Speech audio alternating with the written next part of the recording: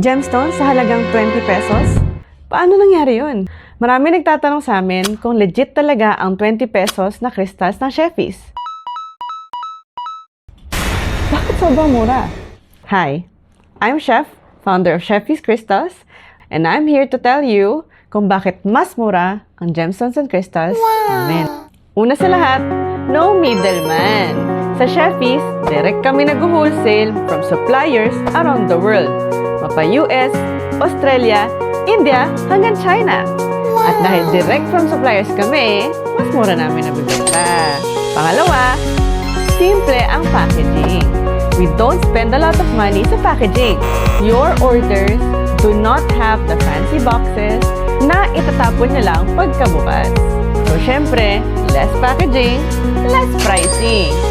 Less kalat pa sa earth. And lastly, we're purely online.